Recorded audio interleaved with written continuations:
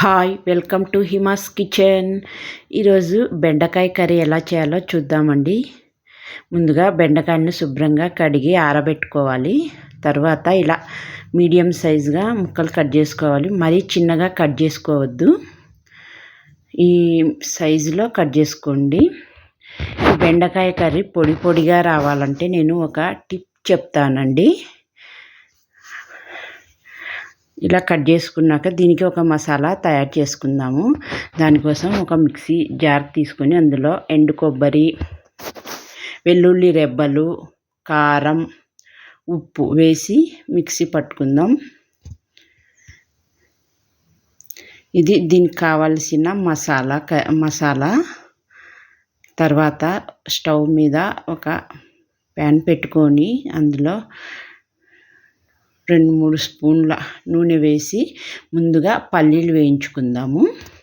ఇలా పల్లీలు వేయించుకోవాలి. ఇలా వేగిన తర్వాత ఒక ప్లేట్లోకి తీసుకుందాం. తర్వాత కావలసినంత మళ్ళీ నూనె వేసుకొని పోపు గింజలన్నీ వేసుకొని అవి వేగిన తర్వాత ఆనియన్స్ వేసి వేగిన తర్వాత సాల్టు, ఉప్పు వేసి వేయించుకుందాం.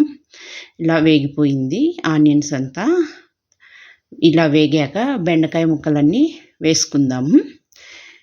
ఇలా అన్ని బెండకాయ ముక్కలన్నీ వేసి ఒకసారి అంతా కలిపేసుకోవాలి. ఇలా వేసి కలుపుకున్న తర్వాత ఇప్పుడు నేను టిప్ చెప్తానన్నాను కదండి. ఒక నిమ్మకాయ తీసుకొని కట్ చేసి ఇలా కలుపుకున్న తర్వాత ఆ నిమ్మకాయ ఇందులో పిండుకోండి.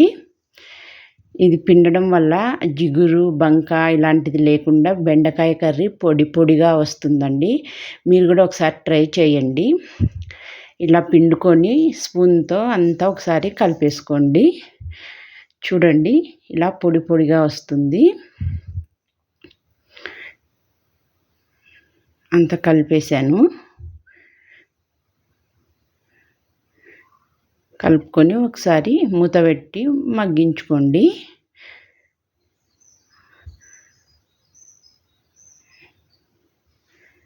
ఇలా పెట్టేసుకున్న తర్వాత మళ్ళీ మూత తీసి చూడండి. ఇప్పుడు బెండకాయ కర్రీ పొడి పొడిగా ఉంటుంది, జిగురు అంతా పోయింది. అదిగోండి అలాగా. ఇప్పుడు దీంట్లోకి మనం ముందుగా తయారు చేసి పెట్టుకున్నాం కదా మసాలా, కారం. ఆ కారం అంతా వేసుకొని కలుపుకుందాము. అదంతా వేసి మళ్ళీ బెండకాయ మొత్తం కలిసేలాగా కలుపుకోవాలి. ఇప్పుడు మనం ముందుగా వేయించి పెట్టుకున్న పల్లీలు వేసి కలుపుకుందాం. అంతేనండి, బెండకాయ కర్రీ జిగురు పోయి పొడిలాడుతూ వస్తుంది. Thank you for watching.